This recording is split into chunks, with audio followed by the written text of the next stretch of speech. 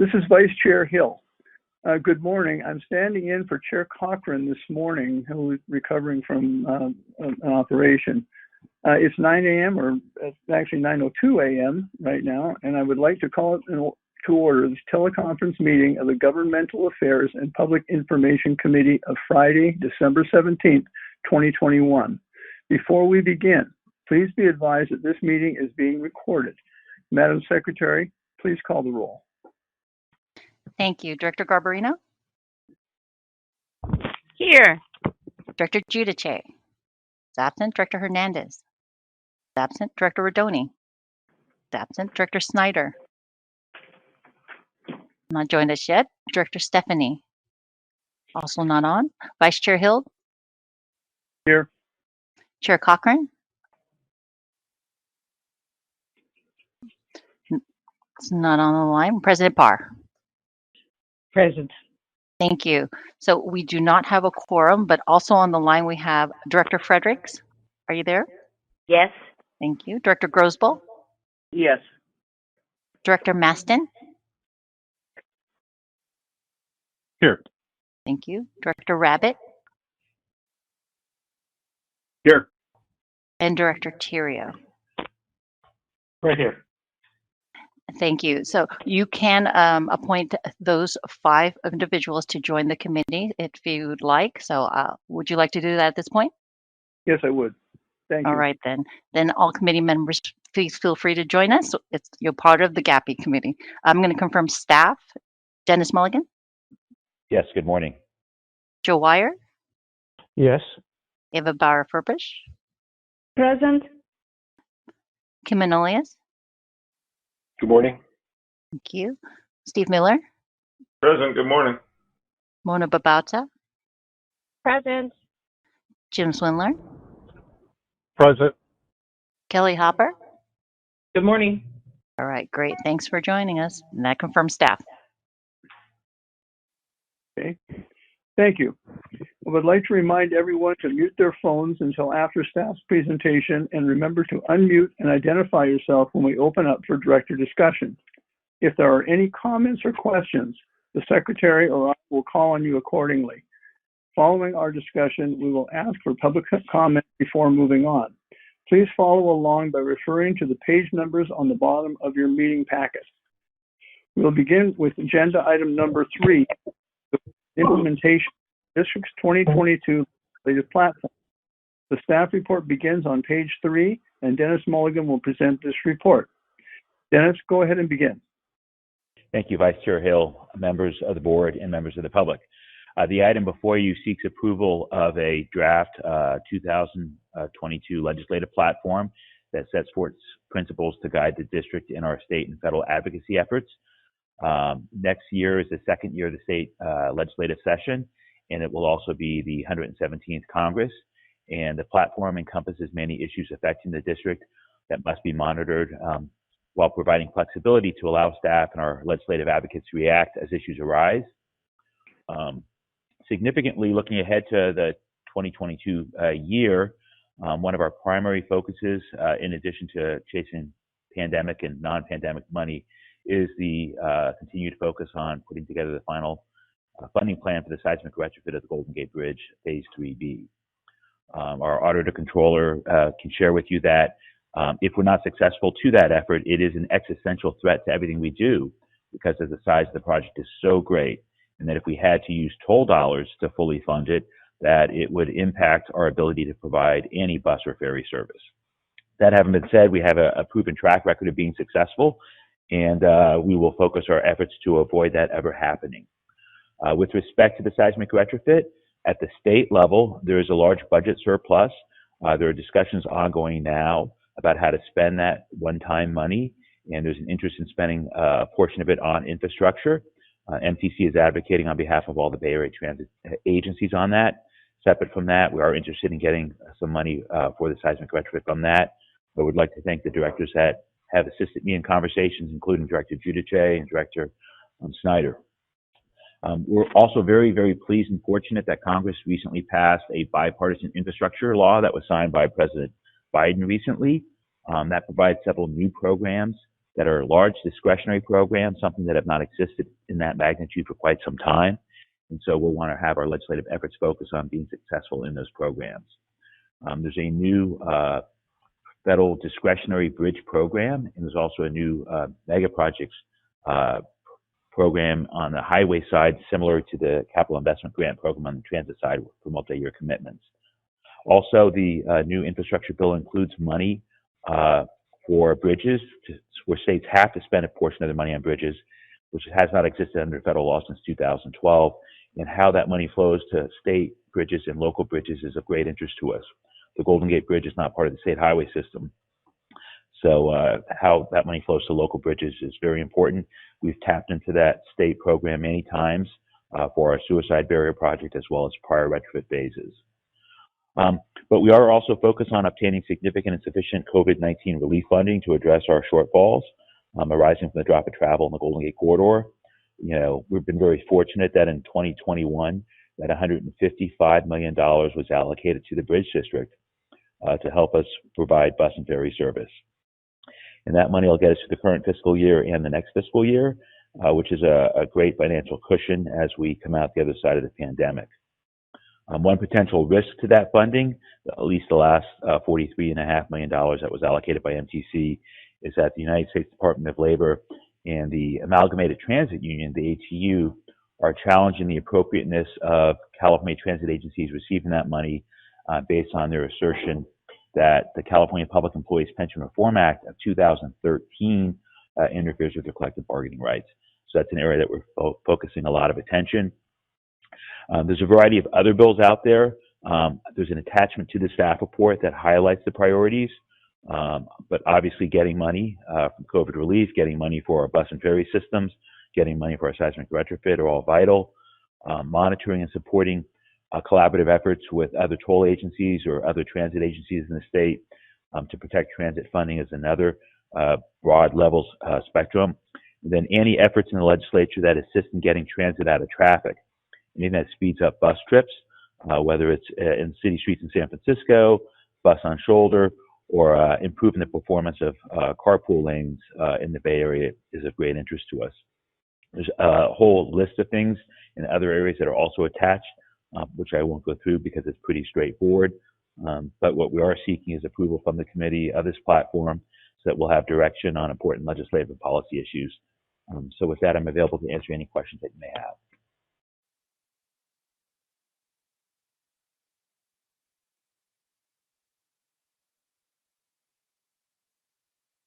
Director Hill, I believe you might be on mute. Yep. I definitely am on mute. I'm sorry. Dennis, thank you for your presentation. Are there any questions or comments from directors on item number 3?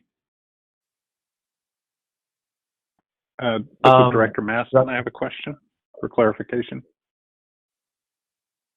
Go ahead.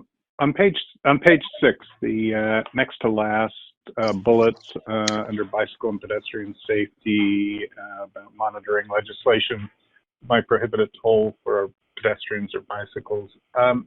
Is Assemblyman Ting still going forward with his reauthorization of prohibiting the toll? At this juncture, he has not introduced the bill. Last legislative session, there was a limit on the number of bills that folks could bring forward. You may recall that several years ago, Assemblymember Ting and Assemblymember Levine authored a bill that would have put a prohibition on our ability to ever toll the sidewalks. We did oppose it unless it was amended to include a sunset. The authors, I don't think, were pleased with that position, but we did ultimately prevail. So it did include a sunset. It has sunsetted. At this time, there's no district initiative to impose tolls, so it hasn't risen to the top of his list of priorities. But prior to the limit on the number of bills in this year, which is the first year of a 2-year session, he did contemplate reintroducing such a bill, and at this juncture we'll monitor it. You'll notice that we use the word monitor as opposed to a word that takes a position on the bill. If one is introduced, we'll immediately report back to the committee. Okay. And did that bill affect just the Golden Gate Bridge or all the toll bridges in the Bay Area? Just us. Just us. Okay. Thank you. Appreciate it. Do we have any more questions? I Yes, had one. I'll defer to Phil. Sure. That's Director Snyder. Go ahead. No, again, appreciate your presentation. Just curious about do we have an estimated, would the objections to the PEPRA Act, and I know total funding threatened by all transit agency and capital projects is $12 billion due to the Department of Labor's decision that it was in conflict or a violation of bargaining rights. Do we have an estimate of what that could cost us, or? Yeah, we do. The district did provide a declaration that was used by the state and is one of 6 declarations that they attached to their motion to stay the USDOL's implementation of their new determination that PEPRA violates 13C until such time as the court hears the case. The bulk of our impact is not capital funding in the near term. It is the second tranche of ARP money, which we plan on using to make payroll for our bus and ferry staff. And that's $43.5 million. We have about another $20 million of near-term grants that would be impacted. But you know, we have some grant money to design a new ferry boat. We're lining up money to purchase a new ferry boat. We don't have all the money in place yet, but it would impact our ability to acquire a new ferry boat. With respect to bus purchases, our next bus purchase is out 2 years, and it's a relatively modest purchase. And if we had to continue to use buses a little bit longer, it would not impact us severely. So the most severe impact to our agency is on the ability to make payroll at a future date. Unlike some of our sister agencies where they have large capital projects that are at risk, and it affects a large number of construction jobs here in the Bay Area and throughout the state. There's no threat of a clawback, is there? No, they've been very clear there's no clawback, that it's just prospectively going forward. Thank you. And with respect to that, there has been a lot of action on that. I was going to talk about it under my general manager's report, because this came out of left field. On October 28th, USDOL said they changed their mind. State filed a motion to stay or preliminary injunction on November 19th. On December 3rd, USDOL and ATU filed their motions in opposition of the state's motion to stay. On December 10th, the state replied to that. That's a week ago. Then today, the court is hearing arguments, and the parties have asked that they rule quickly on this topic, and the argument's on whether or not USDOL can proceed now, awaiting a judicial outcome. The one encouraging thing is they're going to the same judge that has ruled in favor of transit agencies in the state of California numerous times, and they're basically asking that judge to change their mind absent any new facts or new law. But I'll definitely keep the board posted on this, because we need that second tranche of American Rescue Plan money vitally as we come out the other side of the pandemic. I would concur. Thank you, Dennis. Do we have any other board members with questions? Director Terrio here, Chair Hill. Go ahead. Oh, thank you. A pretty minor thing, but under transit operations, safety and security, the second bullet point, we're monitoring roadways, including bus-on-shoulder efforts. When we discussed that during the presentation on that kind of an effort for Marin, President Parr and I both raised the question of buses merging from the shoulder back into traffic. And I think I brought up the point about changes to the vehicle code or to law that would give the right-of-way to the bus in such instances. We were looking at Minnesota as an example, as I recall, of a place where there was bus on shoulder. Sometime between then and now, I do recall also reading that Minnesota, in fact, does give the right-of-way to buses under those circumstances. So just to put that in there as something to watch for also, or maybe even to ask for. Thank you. Yeah, thank you for highlighting that. There is one bill in the legislature dealing with bus on shoulders currently. It's, we're approaching the second year of the 2-year session, and, we're very interested in what the legislature might do on that, but thank you for highlighting that. Mr. Chair, Okay. Director. Go ahead. Dennis, anything, we just talked about this not too long ago about DMV change or regarding our 45-foot buses and bike racks on the front. Is it implied in some of the platform that would be something that we could pursue? It is implied, and it is something that we're interested in. We make a run at it with other transit agencies periodically. That's where the California Transit Association is a great partner. They'll, advocate with us and all the other transit agencies for issues. It's, front and center to us in AC Transit. But over the last few years, a couple other agencies in the Bay Area have also acquired 45-foot buses, Santa Cruz Transit, WestCat. And so the pool is getting larger, which is helpful. But yeah, that is one of the things we're interested in. That's great. Thanks. Are there any other questions or comments by directors? I would like to bring one up, just a question, Dennis. I don't know if it's Build Back Better, how well they're doing right now, but is there any potential funding for, say, the ferry for electrical conversion that could be made available in anything? Yes, the bipartisan infrastructure law that was signed by President Biden about a month and a half ago includes a new program for ferries. It's $50 million a year for electric or alternative fuels. So it's broader than just strictly electric, and it does provide some other opportunities, and staff is looking into that. Great, thank you. Are there any comments or questions by board members? Hearing none, that concludes discussion on this item. Before we take, I'm ahead of myself here. Please call on staff members' comments. I'm going to actually ask that if we can poll the public again. I believe other people have joined since the meeting started, since we have a time and, we're a little early on that end. I'm going to actually poll the public line one more time to see if we have more than one speaker, but currently we have one speaker. Okay, thanks, Amaranth.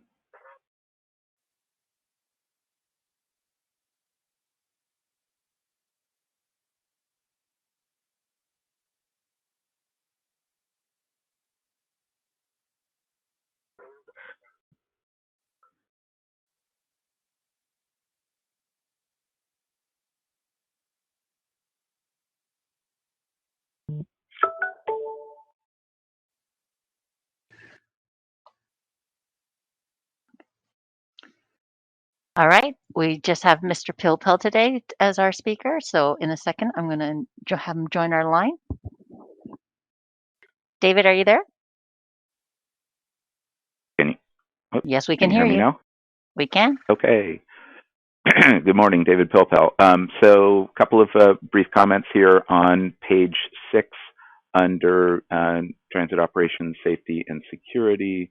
The last bullet, monitor legislation regarding transit coordination, network management, and transit agency governance. As I commented a year ago, I would add to that some language such as support such efforts that further the district's ability to deliver its services effectively and efficiently.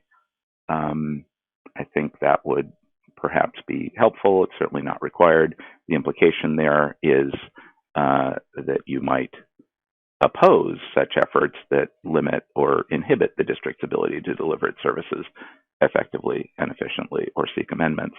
I think it's unclear where that transit coordination legislation is going next year, given that David Chu is now the San Francisco City Attorney and no longer in the legislature. I would also consider adding issues either to this upcoming legislative platform, or perhaps in future years, that broaden this beyond transportation issues to say something like monitor legislation involving public meetings, public records, public pensions, although I'm sure there is some effort given to that, just kind of recognizing the district situation as a public agency with public agency responsibilities involving, as an employer that has meetings, that has property, that has all kinds of business concerns, that doesn't really come through in the legislative platform. And perhaps there's some short way to say that about monitoring legislation that affects the district's business operations generally. Otherwise, I support the proposed 2022 legislative platform, which is both comprehensive otherwise and pretty darn concise given all the things going on, and other legislative platforms that I've seen elsewhere. So great work, and I support. Thank you. Thank you, Mr. Pilpel. Does the staff have any comments or questions? I could just respond to Mr. Pilpel briefly. On the last bullet on page 6 in the Transit Operations Safety and Security section, we say monitor, which means that we cannot oppose or support without coming back to the committee and the board. And the reason why we have that is that it's nebulous. The bill that was introduced by then Assembly Member 2 earlier this year was a shell. It was a placeholder. It didn't have any details or substance. And so absent any substance or any real proposal, it seems prudent to take a position just to monitor legislation. And then when something is introduced, we can come back to the committee for guidance. And that's why we structured it that way, as opposed to trying to take a position on something.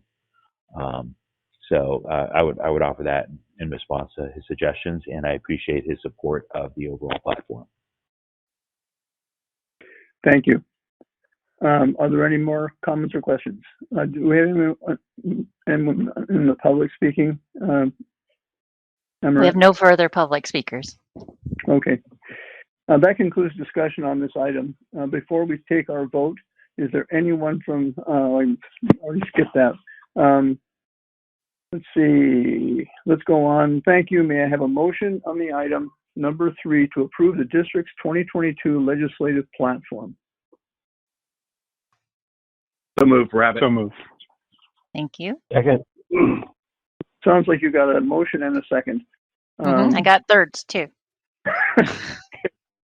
Thank you. Madam Secretary, please do a roll call vote. Thank you.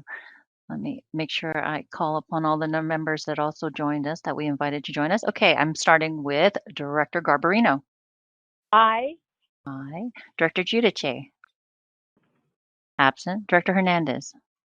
Absent. Director Rodoni. Absent. Director Snyder. Aye. Thank you. Director Stephanie. Absent. Vice Chair Hill. Yes. Thank you. Chair Cochran. Absent. President Parr. Aye. Aye. Director Fredericks. Yes. Director Grosboll. Yes. Director Maston. Aye. Director Rabbit. Aye. And Director Theriault. Yes. Thank you. That motion passes unanimously, and we thank you for your support.